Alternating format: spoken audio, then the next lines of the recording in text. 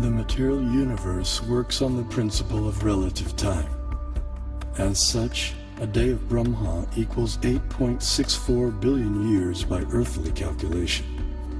Since Brahma has passed half of his lifetime thus far, the age of our universe turns out to be approximately 155 trillion years.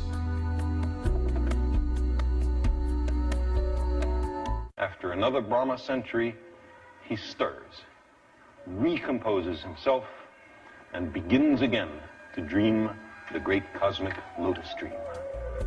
Here we behold a form of the superintelligent being Vishnu, reclining in mystic slumber amid the causal ocean. When he exhales, millions of universes issue from his body and expand, until he inhales when all the universes return within him.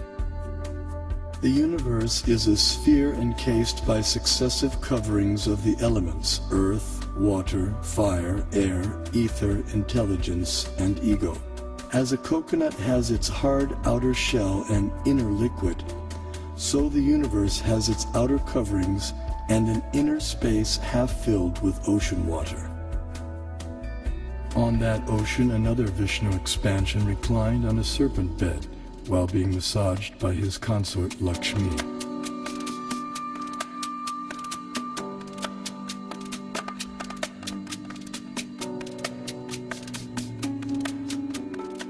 From his navel arose a lotus on which Brahma was born. Initially, the universe was pitch dark and Brahma engaged in meditation. Then he was empowered to create the universe. This account of creation may appear fantastic to some, but modern scientific theories also require fantastic leaps of faith to explain the origin of the universe.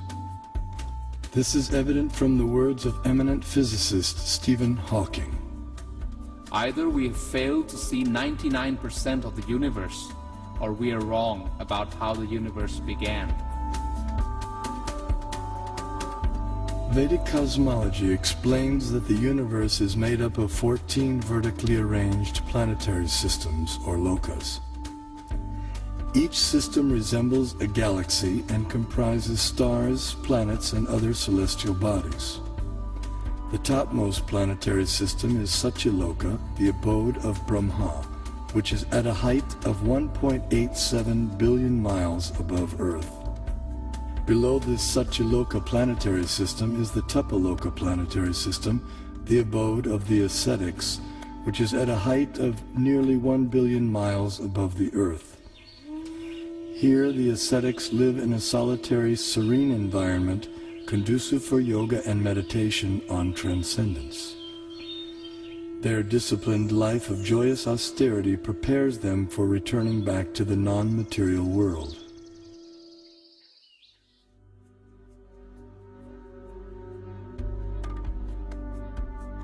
As we move down from Tapaloka, we pass through Maharloka and Janaloka until we reach the Svargaloka planetary system, also known as heaven. The alignment of heavenly bodies around the pole star was elucidated by Srila Prabhupada in a letter. You can see that at night the whole planetary system is turning around. And the pole star being the pivot. Its planet has its orbit fixed, but the sun is moving up and down, north and south. It is not that we shall accept the theory that the sun is fixed and others are all going around the sun. That is not correct. In talks with leading disciples, Srila Prabhupada compared the revolution of planets and stars to a spectacular rotating chandelier. It's like this chandelier, and so the whole thing is moving. And then he developed this idea of the temple of the Vedic planetarium, and how he'd always go like this, dome, dome. He'd hold his hand like that, and he'd say, and then from the center of the dome, a chandelier, which shows the planets according to the Vedic version. Some spectacular kind of chandelier. This planetary system is rotating from east to west. And it is hanging like the chandelier, taking shelter of the pole star. That we can see every night. That the pole star or the North Star remains fixed and does not orbit in the sky is well known to astronomers and sailors alike. Less known is the fact that the pole star rotates powerfully on its own axis. The ancient Vedic text called Matsya Purana explains, the planets and stars are all attached to the pole star by invisible astral cords of wind called pravaha.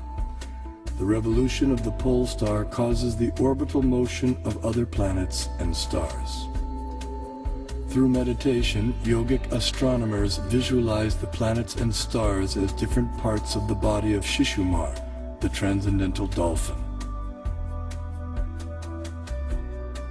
The pole star, the topmost of the heavenly planets, is like the capital of the middle universe. Here, the third form of Vishnu resides on an ocean of milk. In times of universal disturbances, the demigods headed by Brahma come here to appeal for help. The pole star is also the abode of Dhruva, a pure and exalted devotee of the Lord.